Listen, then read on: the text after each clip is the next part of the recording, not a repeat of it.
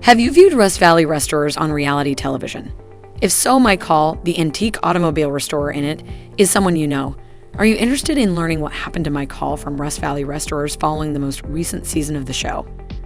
What does he do, and where is he right now? Let's watch the video to learn what happened to Mike Hall. Here we start.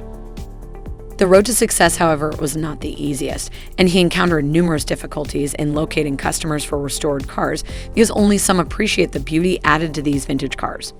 After being restored, these vintage or classic vehicles arouse viewers' curiosity about what has been done to them, heightening the intrigue of the narrative as a whole. Mike stood out in the program thanks to his commitment to bringing authenticity and protecting the legacy of historic cars. He and his crew recreate these timeless masterpieces using genuine old processes and components rather than depending on modern technology.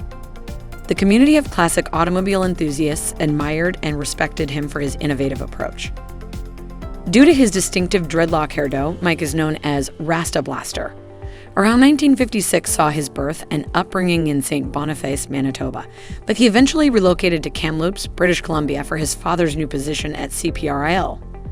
With that lucrative business, he was now able to spend his weekends pursuing his actual passion, locating abandoned historic automobiles that needed restoration in yards, junkyards, or abandoned garages. After successfully restoring many vehicles, he made the decision to head back to British Columbia and launch a new company called Rust Bros Restorations. Later, the program evolved into a refuge for collecting and maintaining vintage muscle cars, amassing a fleet of more than 400 automobiles. As this was his passion project, Hall had no intention whatsoever of ever selling any of these vehicles. He altered his intentions nonetheless after coming to a particular realization. He thought about the experiences he had witnessed of people who had died or had severe health problems, leaving their families to deal with a lot of possessions, and was worried about his future. He briefly considered what his wife and children would do with the 400 automobiles in the field. In 2016, he made the decision to give up what he had spent most of his life working on with that long-term planning in mind. For $1.19 million US, he made an offer on a 5-acre property in Tappan that was close to the Trans-Canada Highway. The deal included all of the vehicles he restored for the show. He persevered despite the lack of interest from purchasers, and in 2017, he increased the price to $1.45 million US, which attracted the attention of the appropriate people. Suddenly, a remarkable tale about an elderly guy named Michael selling a sizable estate that includes a sizable collection of vintage cars that had been repaired surfaced. Individual orders for these automobiles were filed by collectors from all over the world, and numerous production companies also took notice and hurried to acquire the contracts so they could feature Mike's tale and knowledge in their documentary.